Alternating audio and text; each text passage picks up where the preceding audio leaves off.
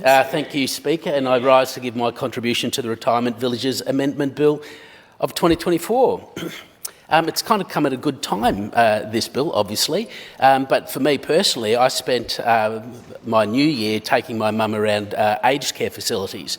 Now, I understand aged care facilities and lifestyle villages are different contractually to retirement villages, but they certainly have a lot of similarities in the fact of how people feel leaving their family home to go to these places, the contracts and the difficulty in understanding some of the terms.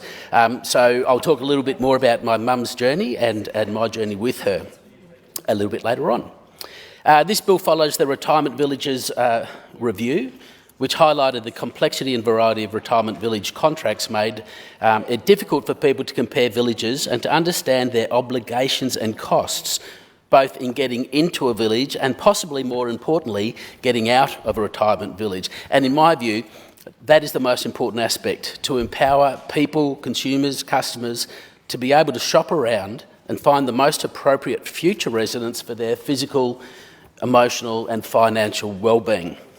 To that end, this bill seeks to amend the Retirement Villages Act of 1986, specifically to enhance consumer protections for residents of retirement villages.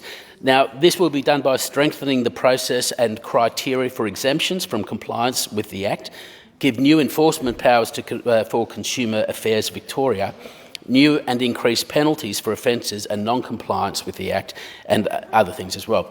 Now, additionally, this bill will allow residents of retirement villages to make a better and informed decision when it comes to pre-contractual disclosure, annual contract checks that clearly set out the requirements, and a reasonable estimate of payments that the residents may have to pay upon exiting a retirement village. Now, I've had people come into my office quite a few times stunned with the fact of how much they need to pay to exit a village. Obviously, the contracts really were unclear and they felt quite trapped that they were slowly going broke and in fact couldn't even afford actually to exit a village. So this bill is certainly going to go a long way to help those people. Furthermore, this bill will support residents in their efforts to resolve disputes fairly and effectively. This will be done by enhancing their internal dispute resolution processes, establishing a new scheme for free conciliation and provide additional powers to the Minister for Consumer Affairs to approve a mandatory retirement villages code of practice that impose professional conduct obligations on all retirement village operators in the state. And I know it's been said that there are a lot of retirement villages that are doing the right thing, but I think it's great to bring all of the retirement villages into line. Acting Speaker, I might just say that the work done on this bill has been ongoing since a recommendation was made in a 2017 parliamentary inquiry into the retirement housing sector. And since that recommendation, there has been a considerable amount of consultation, submissions, responses, more public consultation, and now we have this bill before us. It's the biggest reform that the Retirement Villages Act has seen since its inception in 1986, and for good reason. So back then in 86, the population of Victoria was around just over 2.5 million. Today it sits at just over 7 million, and in 2051, it's estimated to rise to over 10 million. So it's pretty important that we get this bill right and working. And that means we will have more older Victorians, more of them needing secure and affordable housing and a place to live that shows them dignity and care, which is why we want to make it easier for those Victorians to downsize, easier to understand the obligations when moving into a retirement villages, and if they have issues within the village, they know they have a process in place to resolve disputes and give them the confidence they need to ensure that the government is looking out for them. And they need that confidence. Making this leap is not easy. It's not an easy thing to do emotionally, physically or financially, and I've seen this recently with my mum, and as I said, I know we're looking at aged care, but I think a couple or a single person moving into a retirement village, that process of disconnecting from where they've lived for quite a number of years is incredibly difficult and painful and frightening. Moving into a new village, a new environment with new people is confronting, especially I think as you get a little bit older. And I know my mum likes her space and can be a bit finicky about different people at times. So it's a massive task to actually go into a whole new environment. And I think also with contracts today, I don't know anyone in this chamber that probably reads every bit of a contract right down to the very end where they tick and say, yes, I read everything and I understand it. Hands up, anyone? No? Oh, okay, one. I always thought you were weird. No, but, you know, like people don't. And you weren't reflecting on the chair, I assume? No, Acting Speaker, I do apologise. But people generally don't, and for our elderly people, and you know, contracts are now on computers and all those sorts of things. So there's a lot of logistics, there's a lot of stress, there's a lot of fear, and I think this bill is going to go a long way to helping those people and supporting people who are leaving home a very safe environment and moving into a retirement village.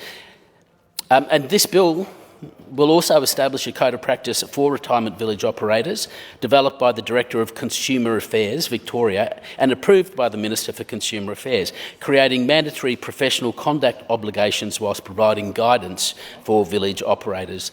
The code will also undergo consultation with industry stakeholders, which includes representatives of retirement villages, village residents, operators, proprietors, and ensures the code is balanced, fair, and done correctly the first time. When I was reading through this bill and the changes in the bill, I was a little bit shocked to see that emergency evacuation plans weren't required for villages. You know, honestly, to think that there's no requirement for a retirement village to have a plan in place for when things go wrong is pretty crazy. But now I'm sure there are plenty of villages that do have proper evacuation and emergency plans, but they all should have them. Undoubtedly, you need more time to evacuate these places. People use wheelchairs, residents possibly aren't very mobile. Vehicle access for emergency services is needed and is often pretty tight. It's just stuff that you'd think would have been taken care of, which is why we're making sure that residents and families have the trust and confidence that if things did go wrong, which I'm hoping they never do, but if they did go wrong, there is a plan in place to get people out safely. It's a common sense plan. I'm very glad to see it in there, and it's very long overdue. I'm also happy to see changes being made to the decision-making within retirement villages, especially regarding residents' committees. I'm not here to disparage any one residents' committee, but I do hear about stories of committees that don't properly respond to a resident concerns or issues, and there isn't any real recourse for the resident with an issue to take it any further. This bill will make sure that disputes are settled with an independent mediator and, if needed, to settle disputes. These committees should instil confidence in residents that if they have concerns, they can bring them up and that they will be sufficiently dealt with and that they've been listened to. By providing model rules, a process to make changes to village bylaws and not allowing operators to attend committee meetings unless they've been invited to, will give confidence back to the residents of retirement villages that they have some say in what goes on where they live, and they will not be intimidated by operators. I'm also happy to see that the bill clarifies requirements for the operator pay exit entitlements to residents within 12 months after the resident has delivered vacant possession. And I know a couple of the speakers before me from the member for Ovens Valley and the member for Polwarth talked about the idea of when is a property vacant. And yes, that would be great to possibly clarify a little bit better, but the fact is that payments will be made within 12 months. But I'm not sure, but I'm very happy to see that there are plans and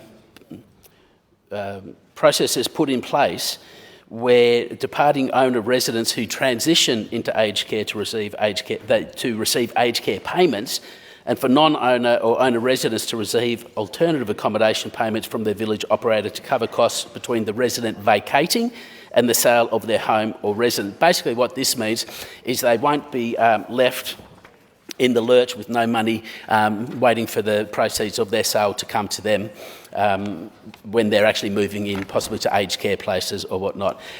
These are very important changes. There's lots in this bill. I think it's great that it's finally come about. I think people should feel safer going into and more cared for going into retirement villages, and I recommend the bill to the House.